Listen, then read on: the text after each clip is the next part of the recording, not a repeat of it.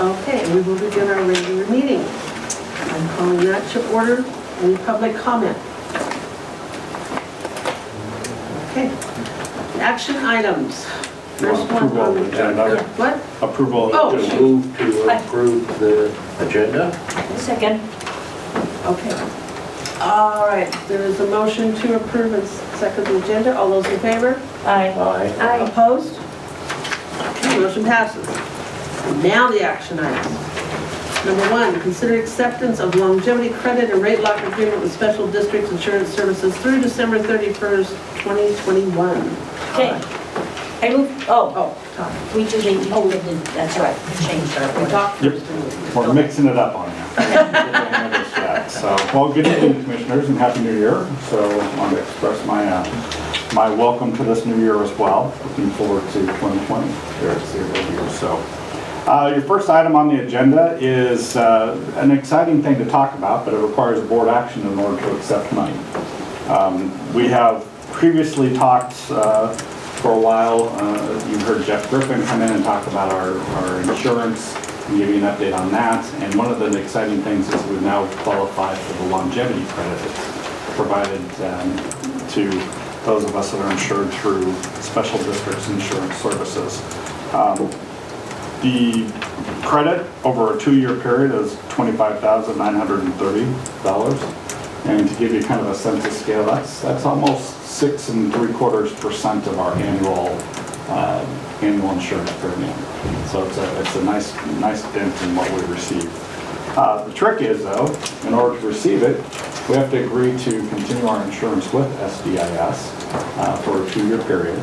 And then as part of that rate lock agreement, in addition to getting that longevity credit, they actually lock in the rate to say that for the second year, it will not exceed a 5% increase. So another thing that's a benefit to us as far as locking that in. So the reason it's coming before you is traditionally you don't have to, you approve insurance as part of your July blanket POs and recurring contracts approval. But since this is an agreement with SDIS that says you're going to get insurance for 2 years, I need the board's approval in order to proceed with that. So happy to answer any questions.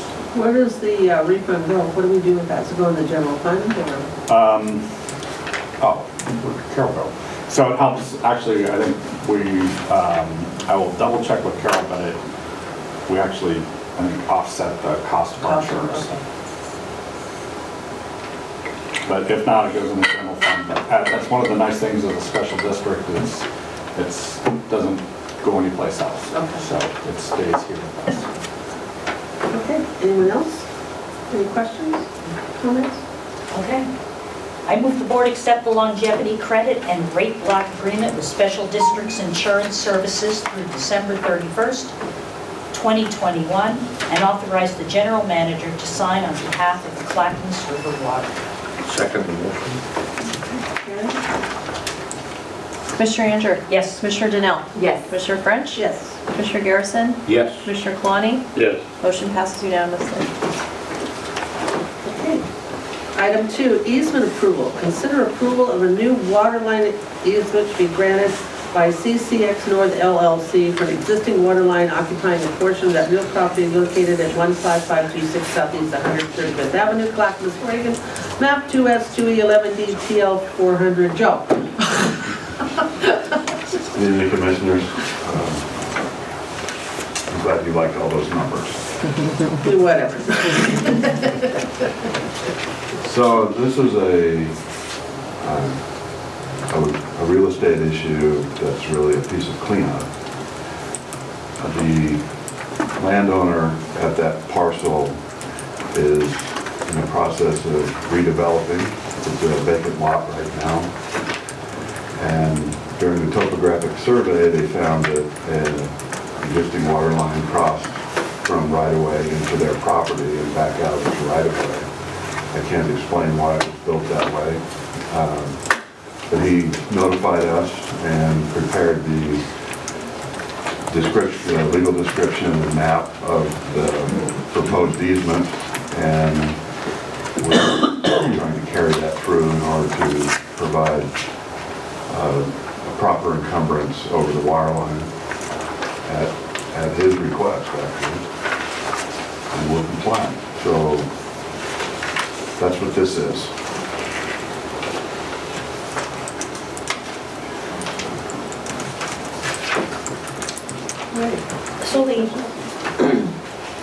So the next one also the same piece of property? No, that's a different one. So that means we moved the water line to a different place? No. No. Means we moved the easement. We added easement. Oh, I see. Ordinarily, we would have an easement prior to construction, or it would remain in right-of-way, and there where we have the right to occupy. For some reason, that didn't occur in this location, and the landowner found it, and we're responding to his request to clean up the map. So the water line will stay where it is. The development is, they don't last forever, obviously, but it's a little strip mall, and this will be the front parking lot. So it's really not, it encumbers his easements encumber property. This has been there since 2002. This is now 2020. So we're 18 years occupying that site. He could ask us to move, but I think we have implied easement simply by the occupied nature. After 10 years, you're really kind of locked in. So there's no dispute here. He simply found it. It was on his property, and he's asked us to provide an easement for it. So that, and staff is willing to do that. It's very, very nice for him to tell us about it. What's the point of that, What? adding the easement versus not? An easement gives us a right to occupy on private property. So he wants us to file an easement so that we have a legal right to occupy So the that he property? knows what is in and encumbered on his property. That's correct. Okay, so for him, for future, that could be helpful for him, For the sale of the for parcel. the sale of the property, parcel, okay, yeah. development of it, okay. Right. It's helps helpful, us. it's helpful for us. It It's sounds like really it, like I'm helpful wondering why for us. he's, So, and it says for so- $0. someone wants to go and put a big old sign foundation right on top of us. We now have the right to say, no, you can't do that. We have an easement right. Okay. Or any other structure, a wall, or any other type of thing that would hinder our maintenance of that water line. We now will have the right to deny that. So these easement documents, I believe I provided you a copy of them. If there is a development going to occur on that easement, they need to send us plans for our approval so that we are not encumbered. They can't just build a shed over it or a signpost or Okay. Thank you. Same thing with the state. They want to put a new signal pole there, they can't put it right on top of it. So it protects us from all of those encumbrances as well. So we don't have to bear any cost for this easement. Plus, the owner of the property has gone to the trouble of getting a professional surveyor to prepare the meets and bounds description for the easement. It's not a zero cost. There's obviously staff time preparing and putting the documents together for you, plus the easement document itself, and then we'll bear the cost of the recording. So that's $120 or whatever. But that sounds like quite a bit less than the But landowner. we don't have to purchase the easement. That's correct. Right, it sounds like quite a bit less cost than the And landowner. then in the future, we don't have to worry, like you said, if somebody wants to have property and buy some, put something bigger on it and then build over the top of it, we have to have access, then Right. Right. we got a problem. Or if the state wants to go and make a new curve and build something over the top of us, and they can't tell us to move. No, I like that one. Okay. So once we occupy an easement, they can't tell us to move without reimbursing us for that move. Okay. I'm fine. I'm going to add one more thing, and just so that we're kind of an educational opportunity, but we want to make sure that our water system is located either in the public right-of-way or in easements. This is an instance where it's in neither, and so this is a great way to clean this up. So this is a good thing. Tell the landowner we appreciate it. Yeah. They're part of it. Anyone else? Okay. I move to approve the donated water line easement from CCX North LLC, TL 400 T2SR2E Section 11D, and authorize the general manager to sign the easement document. Second the motion. Commissioner Anger? Yes? Commissioner Danell? Yes. Commissioner French? Yes. Commissioner Garrison? Yes. Commissioner Kwani? Yes. Motion passes unanimously. All right. Okay, oh, anyone. Number 3, release of easement. Consider approval of the easement, release of easement of an existing unused water line easement located on several parcels south of Highway 212 and east of 135th Avenue, map 2S2E11D. So you started to touch on this one in the last conversation, but this is a sister real estate issue that was also brought up during the course of the discussions with the redevelopment of the other parcel. He had asked if we would vacate the existing easement that was created in 1967 on his 2 parcels. But in doing the investigation of the easement, we found that that easement has been ignored for some time now, and there are actually buildings built over the top of it. It was never utilized as a water line. There is typically a 10-year daylight period for these, and the last part of the existing easement talks about how it will revert back to the property owner if it's not used for the water line purposes. And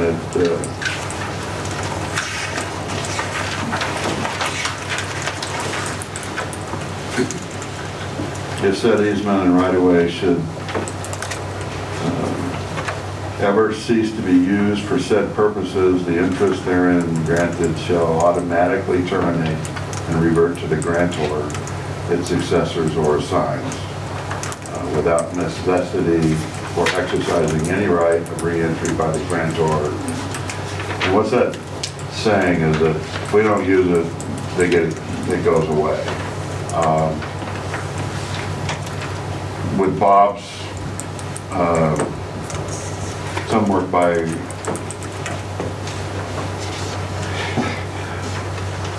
we could probably say that it has been vacated. That's what I was because it's so old and it's Right. never been used, and the language is in, even though there's no period of time that it says if you don't use it within 10 years, it reverts. It just says if it's never used. So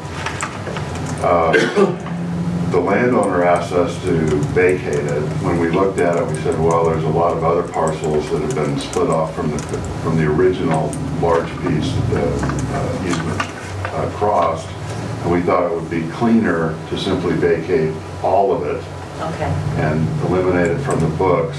And so his parcels get vacated, and everybody else's does, even though 6 other parcels, yeah. yeah, when you look at the development projects for these other parcels, their surveys and things never show it. So either their title companies weren't finding it, or their surveyors weren't recognizing it, or they were simply ignoring it. We really don't know the history of all of that, but this kind of cleans up that whole thing, and that's why we're here today. Okay, so this is cleaning it all up, but it started with just a small piece of request by the owner. It started with that redevelopment on the corner, Right. which then brought it to our attention, and now we're trying to deal with it as a whole rather than just on his parcels. And we have no intention of using that. No, we have a water line in 135th, Okay. and that's, part of the easement was, it comes up 135th, crosses the corner, and then attaches to the water line in the highway. So we have a water system in place. Yeah. So he was gracious to donate that easement to us, and we should be gracious to donate back the easement that we That's have one way to to look him. at it, yeah.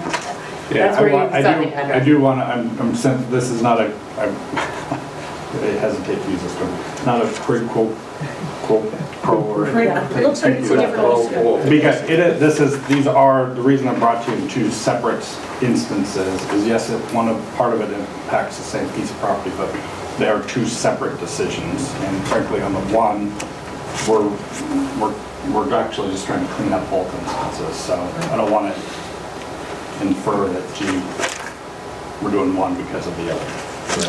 We will make each. I'll Call the question. Okay. I move to approve the release of easement contained in Okay, hold on, document. hold on. Sure. When you call the question, I have to wait till it's read. no. No, calling the question means that we have to vote. To see if we call the question. Yes, And you stop- don't want to do that. To stop, calling the I question means. withdraw the motion. Rusty, no. Yeah. To explain it, to call the question means that, okay, you're stopping any of the discussion. Vote to vote. And then we have to vote to call the question. Right, then we would have to vote that we want to then make the Whether or not we motion. would call the So question. it has, It's been withdrawn. Okay, all right, I just wanted to explain. okay. Thank you. Okay, Naomi. I move to approve the release of easement contained in document number 10124 of Clackamas County Records and authorize the general manager to sign the release document. Second the motion. Okay? Commissioner Anger? Yes. Commissioner Danell? Yes. Commissioner French? Yes. Commissioner Garrison? Yes. Commissioner Kalani? Yes. Motion passes unanimously. Thank you, Commissioner. Oh, you're welcome, Joe, thank you. Okay, number 4, acknowledge receipt of the audit financial statement for fiscal year 2019. Carol? Good evening, Commissioners. Gosh, it feels like a long time since we did this. Last year. Yeah, if you'll recall, Julie Desmoni from the audit firm Moss Adams came in and talked with the board members at the December meeting about our audit. And we did get the clean opinion that she said we were going to get, and that was delivered to us on December 30th. What we're asking this evening is for the board to acknowledge receipt of the audit. And I'm sorry to say I don't have your pretty hard copies to deliver to you today. They'll be mailed to you next week. Between illnesses on my staff and illnesses at the printing company, we got a couple of days behind. But we will get those hard copies to you. In your packet, we did have a link to the website, and the audit has been put on the website, so it's available to the public to see. We did file it with the state by the December 31st deadline, so it has been filed with the state. We also have some other things that we do. We have continuing disclosure requirements because of our outstanding bonded debt, so the continuing disclosure has been made as well. And within the next week or two, we will also be sending it off to the Government Finance Officers Association, asking them to review it to see if we can continue to receive the award for the financial reporting. So that's where we are on this. I don't know if anybody's had a chance to take a look at the audit on the website, but it's got the audit report at the beginning that states the auditor's opinion, and then there's some disclosure information at the back, as well as all of our financial statements consolidated for the district as a whole. And in the supplementary section, we have the individual funds. And I just pulled it up so you can kind of see a picture of what the front of it looks like. And we use the same picture that we use on the budget for 2 years in a row, but we use a different background color, but that kind of helps us go, oh, these go together. So, but anyway, I would be happy to answer any questions that anybody might have about it. And as I said, it's just acknowledging acceptance of that the audit has been completed. You will get a paper-bound, Okay. paper-tabbed Yeah. version as soon as they come in. We'll mail those out to you. Mail as in US mail or delivered? It doesn't really matter. I don't know. Probably just mail them. Yeah, we'll just mail. We also provide copies of this to our budget committee members, and then we have other interested parties. For example, our bankers like to see it. Some of the rating agencies like to see it. In most of the cases, though, we just point them to the website. So we will send a letter to them saying it has been completed, you can find it here, and those letters will be going out in the next week, so. So we got this online? I just assume. Yes, it is online. Okay. Isn't that? Well, I was going to pull it up online, and that was taking a long time in here, so this is just my electronic version, but yes, if you go to sierrawater.com, you will be able to find the audit. All right. Any other questions or comments, or do you want to wait till you have your hard copy, or are you guys what? Okay? So we're just going to acknowledge the receipt, so this is all that we're going to do with it, except look at it once we get it. Yeah. So if we look at it and then we had a question, we could. You could just go on your phone and you can pull it out to prove that it's there. I'm a paper person. So. But I did pull it up, and I knew we would. And this came back with no further comments than what we saw last month. That's correct. Oh, okay. That's correct. It's there.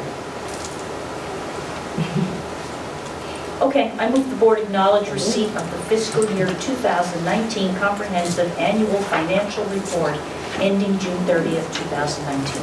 Second the motion. Commissioner Ansher? Yes. Commissioner Dennis? Yes. Commissioner French? Yes. Commissioner Garrison? Yes. Commissioner Kalani? Yes. Motion passes unanimously. Another good job, Carol. I was Good job. impressed. Yes, thank you. With it. Thank you. Okay, number 5, consider approval agreement with Water Environmental Services, or WES, Highway 224 utility conflict issues. No, first of all, we're not having any conflict issues this year. Well, This is good news. Oh, okay. Yeah, Happy New Year. This is good news. Good evening, Commissioners. This item, as I wrote in the write-up, we brought to the board when we were constructing the Highway 224 project, that there was a mislocate of a sewer force main that was encountered during the night work that we had up there on the highway. That resulted in us sustaining some standby time for our contractor and then some additional work, additional materials required to reroute our main around this force main. What we did after that is we got into discussion with Wes, had some good conversations about their responsibility in that, and now we might look to work together better in the future. As a result of that discussion is this agreement we have before you in Exhibit 8.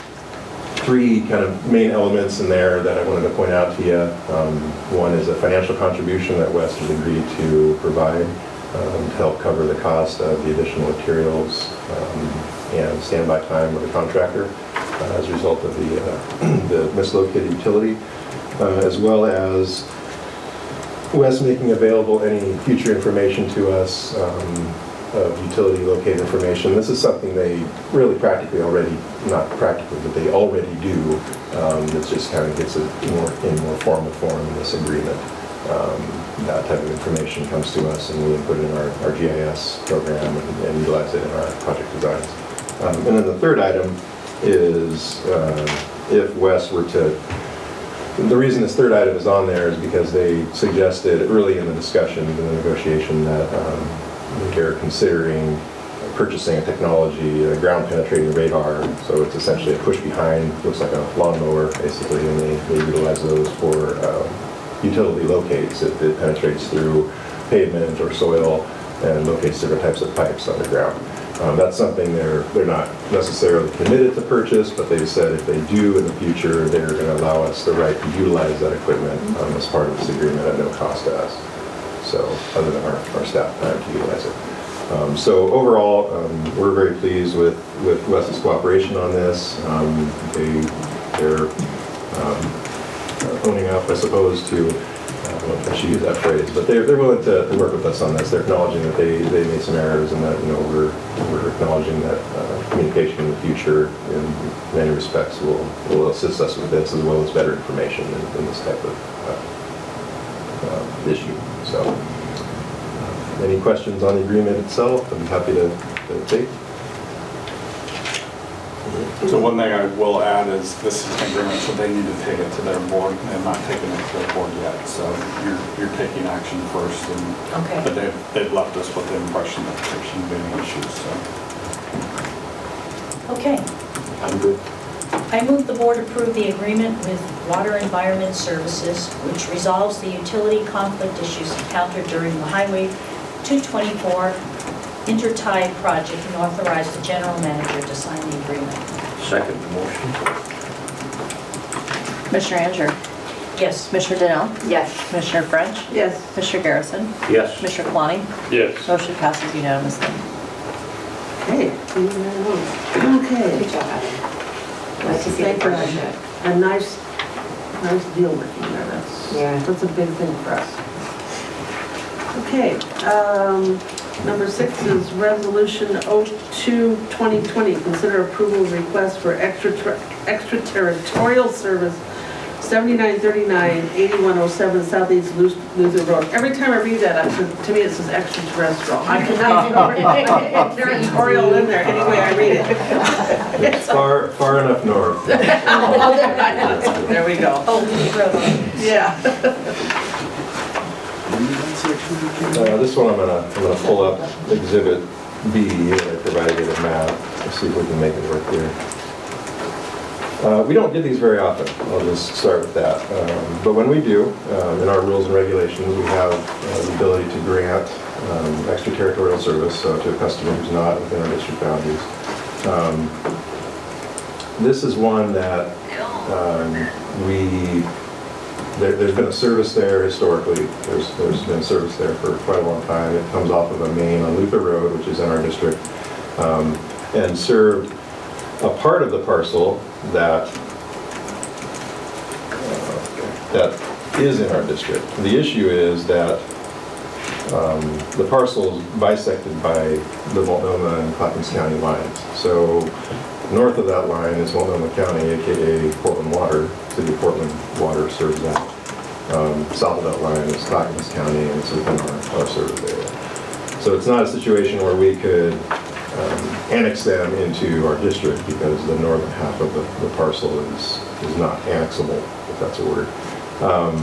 So again, according to our rules and regs, we have to receive a request from the property owner, which we did in Exhibit C.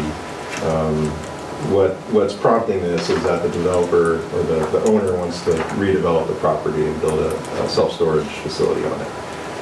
Portland Water has given verbal acknowledgement that this is the right thing to do.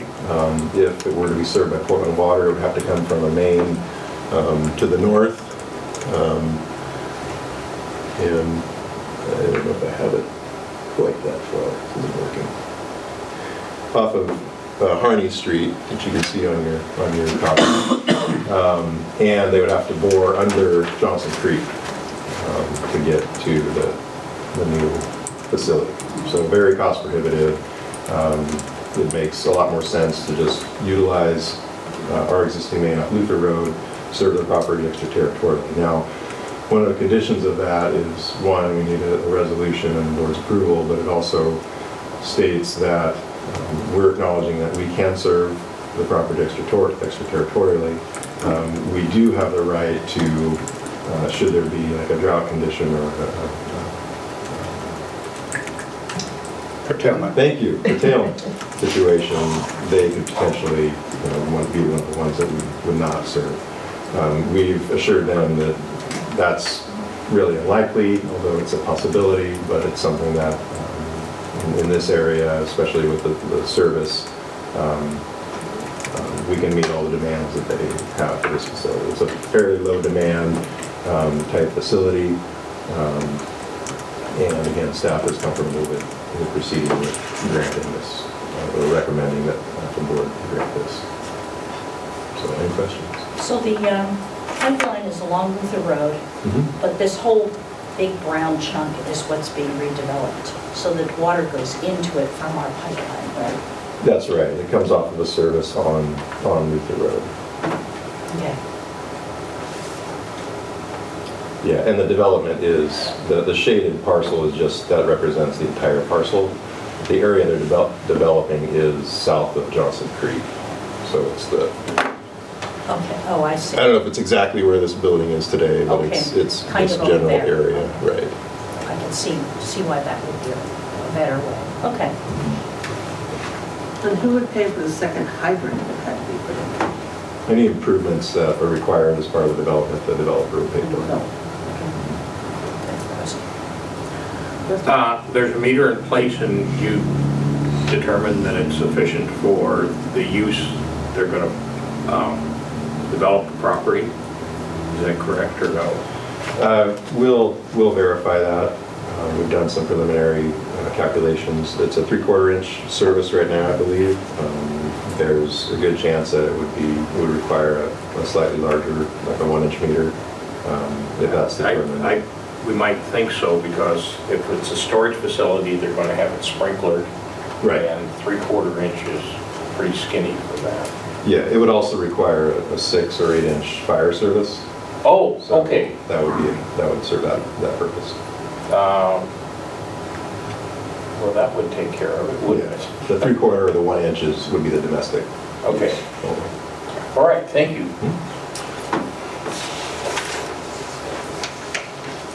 Anyone else? Okay, I move the board approve resolution 02-2020, authorizing an extraterritorial service to premises outside Clackamas River water boundaries or property at 7939-8107 Southeast Luther Road. Second the motion? Commissioner Anger? Yes. Commissioner Donnell? Yes. Commissioner French? Yes. Commissioner Garrison? Yes. Commissioner Klein? Yes. Motion passes unanimously. Thank you, Commissioners. Thank you, Adam. Okay, number 7, conduct first reading by title only resolution 03-2020, amendment to local contract review board rules 110-012, contract exceptions and exemptions. Todd. All right, again, good evening, Commissioners. This is an item that you're going to get a crack at twice, because we're going to bring it to you 2 times, since it's proposing to change our local contract review board rules. Also thought it'd be helpful this evening to actually spend a little bit of time, and I'll have Bob chime in if I'm getting off key or if there's something to add, with respect to what are our local contract review board rules and why are we asking for the change and why, these are important rules to you. They're very important rules to us as staff in the district because it guides how we move forward with contracts and purchases and so on. You have a copy of our local contract review board rules. May not always have it with you, understand that. So when there's time, we try to provide you a copy, and so the pertinent section that we're talking about today is actually included in the resolution itself. The public contracting procedures are spelled out in the districts in these rules, and these rules provide instruction on how we're to conduct our contracting and purchases and procurements. But included in this list of public contract of these rules is a list of exceptions and exemptions. So these are contained in the LCRB, I'm going to use that acronym, 110-012. And so that's the section that's referenced in the resolution. And they lay out the type of public contracts that are exempt from competitive bidding process. So this is where price is not the determining factor, or you don't have to get low bid. So there's some examples, include small procurements. Obviously, you don't want to give bids for a bunch of small type purchases. Contracts with other public agencies. We won't make other agencies bid to do work for us when we're working together. Obviously, there's emergency procurements. There's something that can't wait, although there's rules associated with making sure to come back to you to validate those procurements. And then within this category is also a list of special procurements. And this is really what we're talking about this evening. And these are for contract-specific procurements. And so, for example, personal services. So we don't go out and hire our attorney by low bid. You actually, At his prices? Sorry.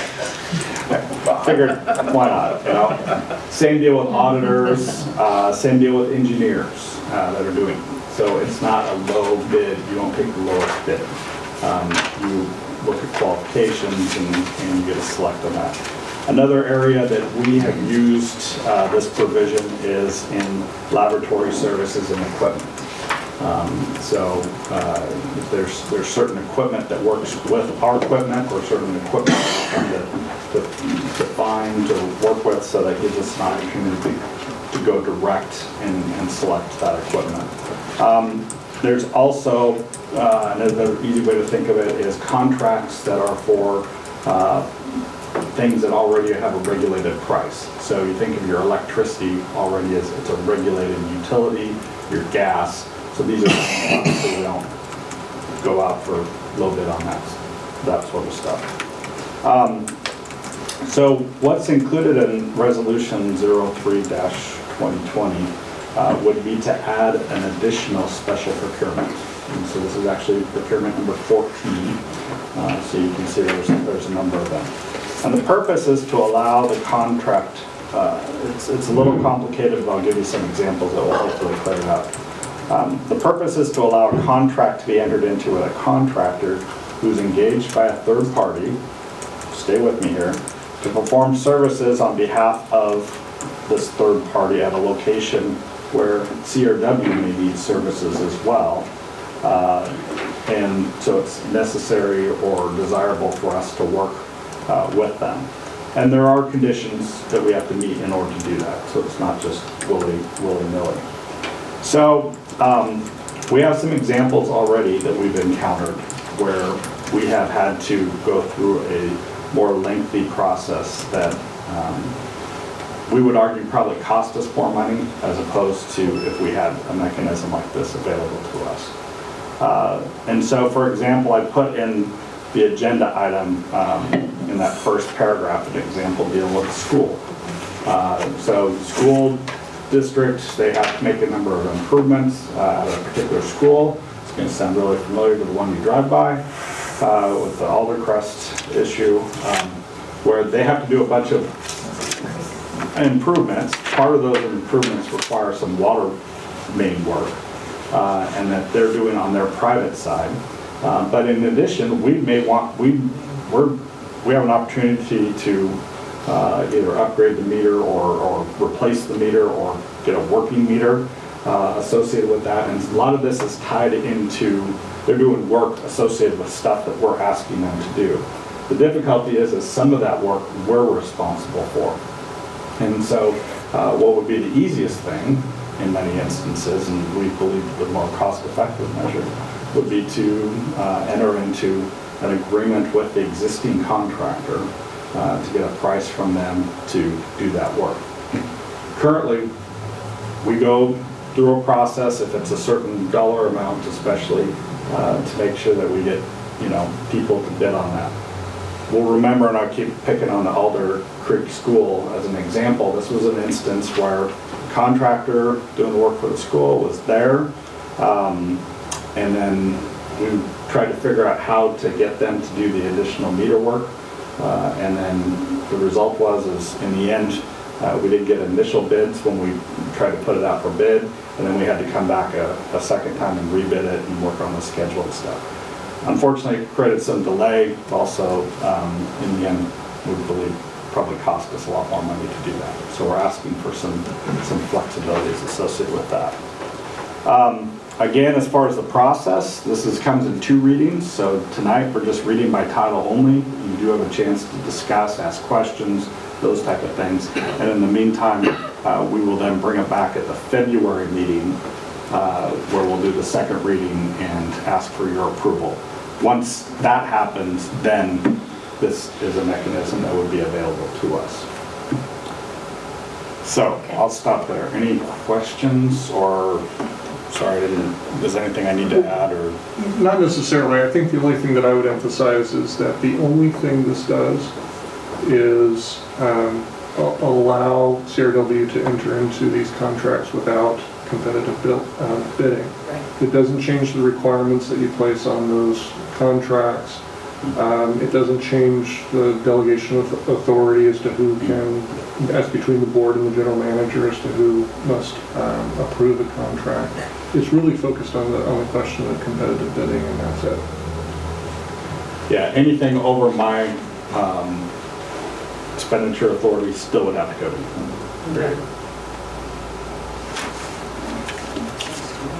So, any questions? And what does it require, 2 readings? Because we're changing the local contract review board rules. Okay, So it has to be done by, I'm gonna refer to you, done by resolution and has to be 2 readings that are 28 days apart. That's a requirement in your board policies. okay. Do other districts have that clause in there or that additional?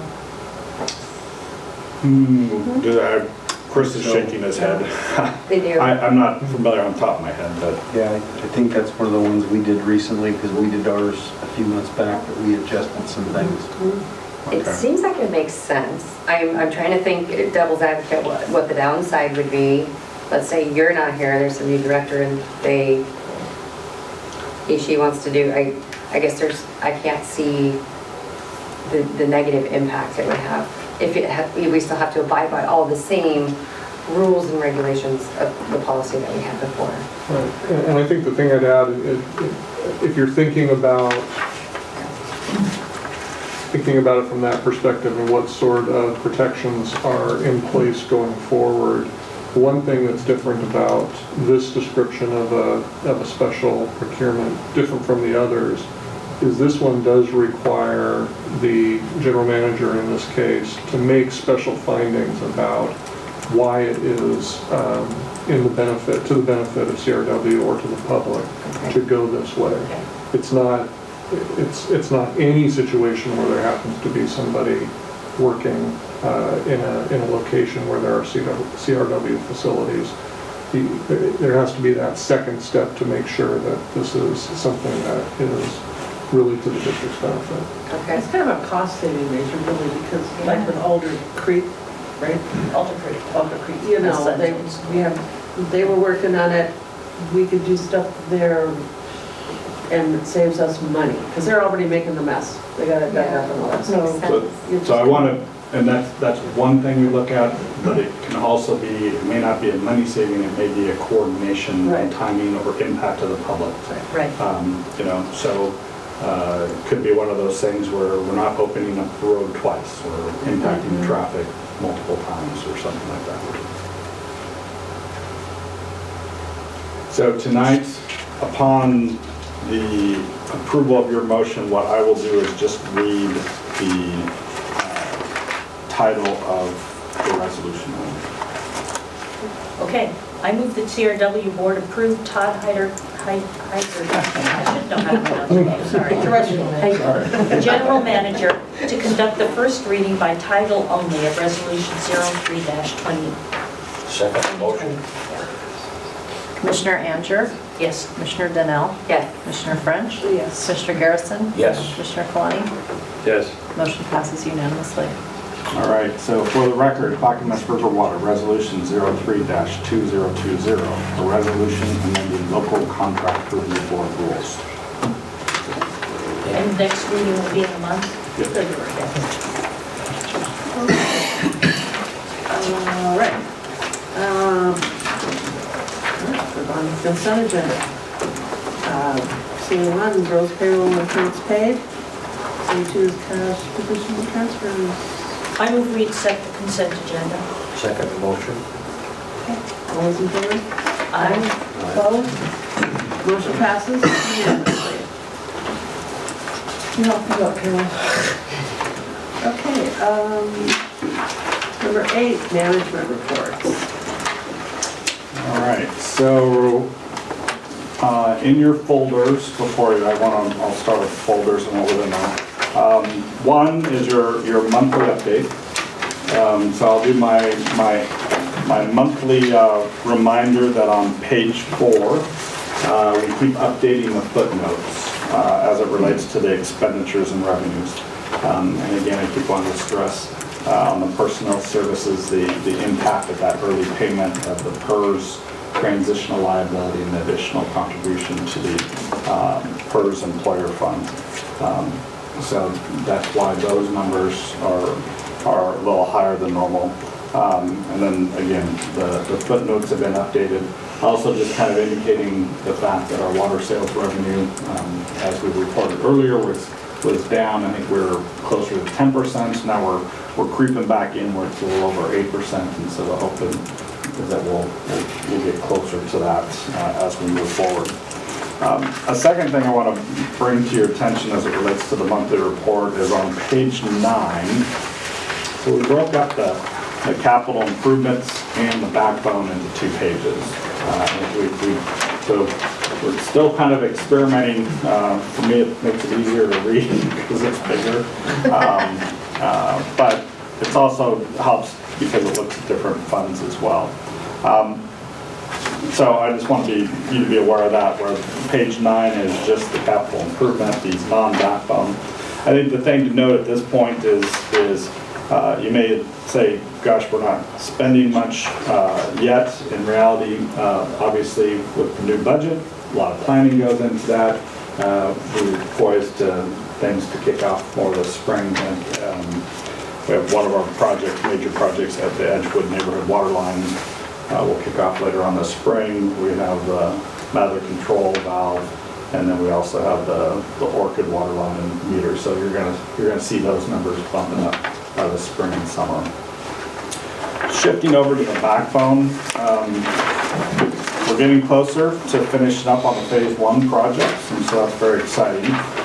One of the things that's a little bit different that I just want to draw to your attention is as it relates to the 152nd Avenue Reservoir line item. We've always footnoted this item to kind of reference the fact that we try to reflect the contributions from Sunrise to this project. But now as we're approaching the end of this project, it's going to start looking funny where it looks like, well, we're spending more money than what the project costs. The difficulty is it doesn't reflect the final contribution that Sunrise is going to make. And so what we've done is just added a line that kind of reflects that. So you'll notice the Sunrise estimate of final contribution is the $1.5 million. We'll go through a process of truing that out. I believe it's probably going to be a little bit more than that, but at least that's the number we're putting in for the estimate now. Other than that, I think a lot of the things is pretty consistent with what you've seen, so that's the only significant change. The last thing on the monthly report I just want to bring your attention to is now we're in winter. We're shifting to the winter information, and we had some last go around. So we have the winter conditions report. I will note, not a great report as far as not a lot of snow, but this is the end of the year report. So we're hoping some of the activity that's happened since the first of the year as far as snow in the mountains and stuff will help that out. You also have a copy in your board and your folder of the SBAO, the recent SBAO newsletter for your review. Might be of interest, especially for those that are going to be attending the SBAO conference in February. And then the last thing, as far as in your folder, is thought it'd be good to make sure that you all had a copy of the board assignments. There were some questions about some of the assignments and who's doing what, and so it was a good reminder to me as well as far as things like the North Clackamas County Water Commission. I think we were talking about, and Commissioner Garrison, you're on the hook with that one. I saw that. Thank you. I'm there to help out. Let's see, then referring to the actual report that's in your packet, a couple things again to bring to your attention. We did, gosh, it seems like it was so long ago, but it was since our last meeting. We did have our interagency meeting with the fire district, and so Commissioners Donnell and Garrison participated in that. One of the things that was that the fire district I found was really interesting is kind of the improved coordination we've done with respect to hydrant maintenance. And They like that a lot. well, and we did too. That's pretty cool. And we heard there was a great opportunity to kind of do a better job of coordinating, making sure we weren't duplicating efforts in some instances, also, and how we can communicate real time on who's doing what and answering questions. And so I think in the future it'd be nice, we'll probably try to incorporate in a work session something that shows some of the new tools that we've developed that help us with that. Also, on emergency management, I'm not going to spend a whole lot of time because we're going to spend a lot of time on it in January work session. So Don has been doing a multitude of work on a bunch of different projects, and so we thought it would be good to spend some time with the board kind of going over some of the different requirements that we're under as a water provider, but also just a lot of the different programs that we're updating, and I'll have some visuals. We won't inundate you with paper necessarily, but we're going to show you a lot of paper because there's a lot of work that is being accomplished. So I won't steal Don's thunder on that. And then under the miscellaneous items, a couple things to report. It's always nice to be able to talk about receiving money. So we have received our money, I think, right, Adam, we got the check on the dispatchable generation, standby generation program. So PG gave us a check for $162,000 to offset some of the additional electrical work associated with the emergency generator that we have at the Hatton Road pump station. And then also we qualified and were awarded a grant from special districts for $5,000, which is the maximum amount that we're going to use to address some lighting issues that have created some safety and health issues here in the admin building. So that's good. Some things that aren't on the agenda that I do want to bring to your attention. One, I want to talk a little bit about strategic planning. There's actually been a considerable amount of work taking place in order to prepare for, again, this research phase where we're doing the focus groups and everything. So first, I really appreciate the work of Karen Holzgang and Adora Campbell, working with Shelley Perini, our consultants, in trying to get a lot of this stuff coordinated as we move forward.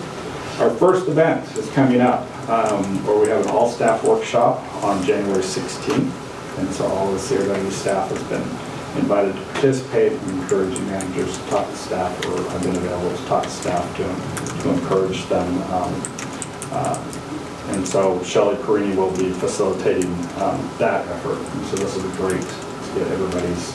So that's going to be all the staff, both the executive staff and everybody. Everybody. Yep. Everybody all works for CRW. All at the same time? Yep. Okay. Yep. So, and then we have our focus groups. We had scheduled for 3 focus groups. We're doing pretty well with getting signups for the January 24th focus group that's at 7:30 a.m. and the February 10th focus group. Those appear to be on track with getting good participation. We are having trouble filling the February 3rd focus group, so we may circle back with you to let you know that we may try something different with that if need be. We're trying to be a little bit more aggressive in getting more customers participate in that process, and so stay tuned. We're not positive that that's going to happen, and if it doesn't happen, we'll try to figure out ways to get some additional information from folks. And then again, I'm going to stress at every meeting until we actually have it, but April 27th is our strategic planning retreat. This is an all-day event. This is where we roll up our sleeves and really work on setting the future for the district. And so please make sure that day and time stands clear, and we'll make sure you're caffeinated and fed through that process. So, kind of related but not, is we've also have a customer attitude survey that's out. Oh, I'm trying to get my husband to do it. Perfect, that's good. The more Am I the still better. sitting there? I feel like I shouldn't say anything. Well, I just felt like as a board member, it'd be better if the other person. Yeah, no, that's great. So it was mailed out to every one of our residential customers as part of their bill at the end of the year. And then we also have it posted on our website so people can submit it electronically, mail it in, and so on. So far, it's only been roughly a little over a week. I'm pretty pleased with the response so far, which has been nice. I think we're at 275 responses so far. Wow. And so we anticipate more coming in. So to give you a sense of scale, what is that? It's roughly 2.5% of what was sent out. I always use a rule of thumb, if you can get over 3%, that's actually a really good response rate. We had really good success a number of years ago, though, got up to 10%, I think, at one point, so we'll keep working on that. Let's see, transition. We got a significant achievement that's getting ready to go online, and that's our Hatton Road Pump Station. I think last board meeting I talked about how the hope and desire was to get that online by the end of the year. As part of the testing phase and everything, we did discover a leak in a seal on one of the pumps, and so we needed to get that replaced. We kind of I have a philosophy that you don't do things over the holidays because I don't want to run the risk of changing water direction, and unfortunately I've lived through a couple of events that were very difficult to deal with over a holiday. So we've now got that repaired, that pump fixed, and so it's ready to go back in service. And so we will be doing there's a 5-day acceptance test period, so we'll start that on Monday, do that 5-day acceptance period. If everything checks out perfectly, then we're good to go, and we're running and serving that whole peak area from the CRW water treatment plant. So. And then, let's see, last but not least is just a bunch of calendar type reminders. Got some in the notebook. One thing I did have to add since this is I do need to take a vacation day on Friday, January 17th. So I haven't talked to you, Carol, but I'm assuming you'll back me up on that. And then also just a reminder, we've got Martin Luther King Jr. holiday coming up on January 20th, so we'll be closed for that. And then our work session is later, it's the January 27th at 6 p.m. And those are two primary topics, but meaty topics being the water treatment plant facilities plan and also the emergency management planning update as well. And anything else that seems to come up between now and then. I had a question about the focus groups. So you said you're not sure about the 3rd. The February 10th one is still on? Yes. Is that one filling up okay, or is it? Oh, so it's just been the 3rd one, the February? Yeah. Okay. I'm not sure why. Okay. So. That's interesting. And then last, just a reminder, we do have an executive session this evening after this meeting. So that's all I have for my report. Okay. Thank you. There's no public. Chris, you got anything you want to say? No. No. I got it, your meeting. Okay, all right. Commissioner business. Anybody went anywhere and did anything? I know you two went to the fire department. How'd that go? Well, it did go well. They want to continue that. They did like the way we're coordinating all the work on the hydrants. It turns out that every hydrant in their district gets visited at least once every year. I was a bit surprised to find out that. And they also have a comprehensive log of each hydrant. And if they find any errors, then they correct them right there. So if you want to know anything about any one fire hydrant, you can immediately access that information. And that's Clackamas County? So Clackamas Fire. Fire district. But a lot of that, so I want to go back to the responsibility for the hydrants is CRW. And so we've actually, but they will operate, yeah, they'll operate the hydrants and stuff, but they don't fix anything. And so we've got some neat things to show you. I always question that because You should present I've got 3 hydrants on my street and they have not been touched in 41 years. You may think they haven't been touched, Oh, but they trust me, probably they have. haven't. Okay. They may not have They've been not painted. flushed. No, well, All right, no. well, we're gonna bring yours up on the action.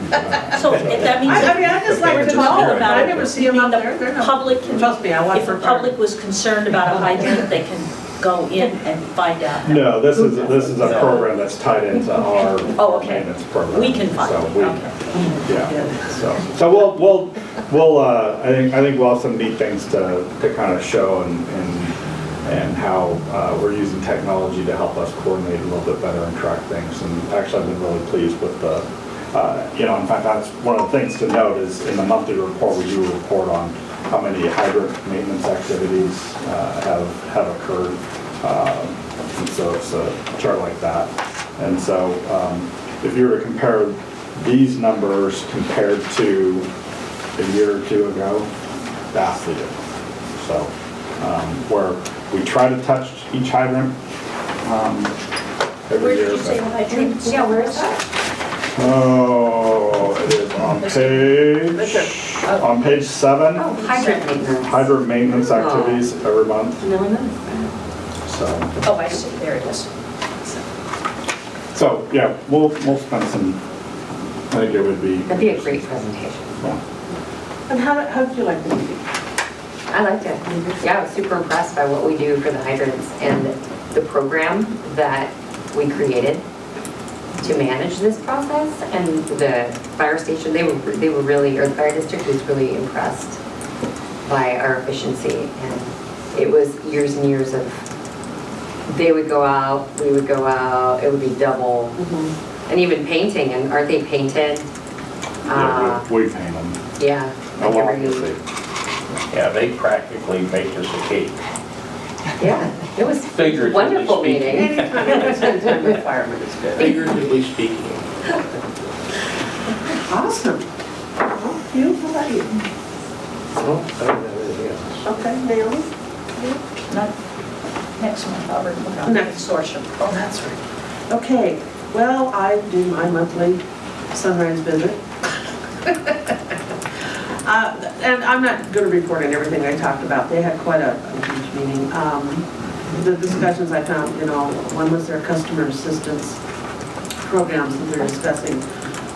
They're going to be using county guidelines, and it's kind of, they're thinking about, okay, using the county guidelines for customer assistance and then having a $200 per year per customer amount.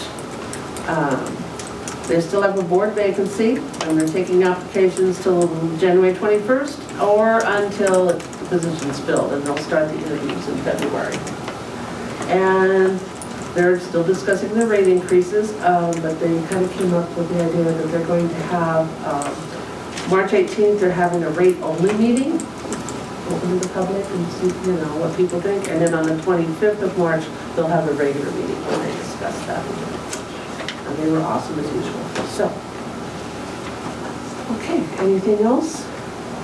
All right, then I am going to adjourn the regular meeting. We will take a 5-minute break, and then we will convene for an executive session. Number 1, to discuss information or records that are exempt by law from public inspection pursuant to ORS 192.6602F and 192.3559. To conduct deliberations with persons designated by the governing body to negotiate real property transactions, ORS 192.6602. Thank you, everyone. We're adjourned. Are we still meeting here? No, we have to go to the, It's